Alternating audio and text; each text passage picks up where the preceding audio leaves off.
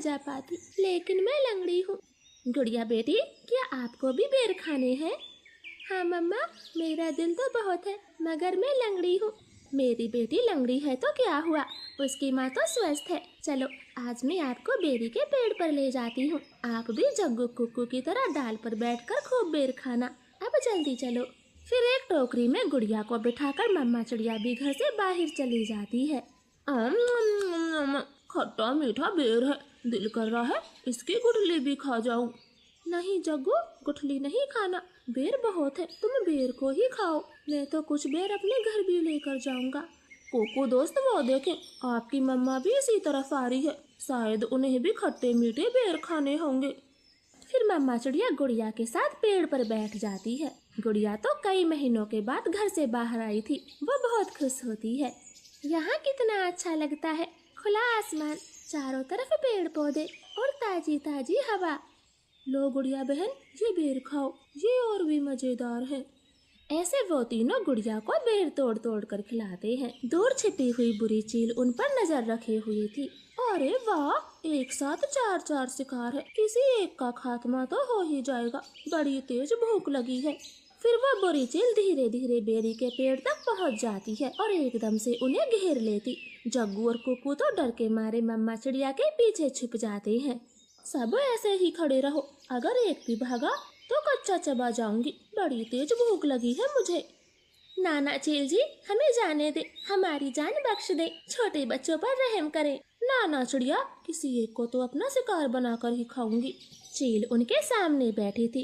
तभी धीरे से जग्गू कौवा कुक्कू के कान में बोलता है, कुक्कू दोस्त, इस चील को गुड़िया को सौंप देते हैं, वैसे भी गुड़िया लंगड़ी है, ये जी कर क्या करेगी, कम से कम हम तीनों की तो जान बचेगी। जग्गू की ये बात सुनकर कुक्कू तुरंत अपनी माँ से बोलता है, मम्मा मम्मा, गुड़िया को यहीं छोड़ दो और चलो यहाँ से, हम अपनी जान बचाते हैं।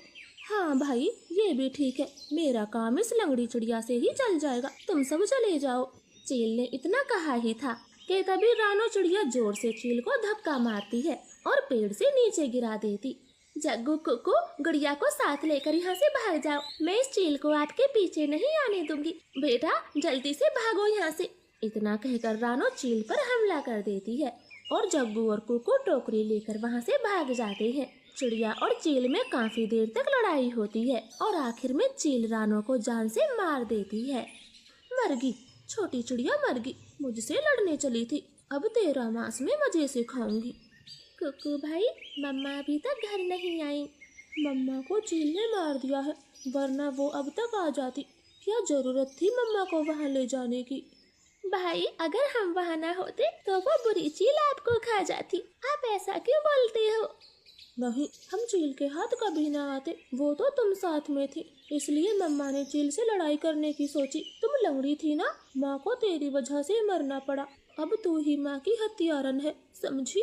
ऐसे कुक्कू तो गुड़िया को ही दोषी ठहराता है। अब गुड़िया का ध्यान रखने वाला कोई नहीं था।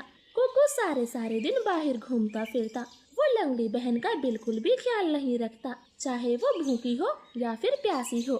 भाई, सुबह से रात हो गई है, आप मेरे लिए कुछ खाने को नहीं लाए?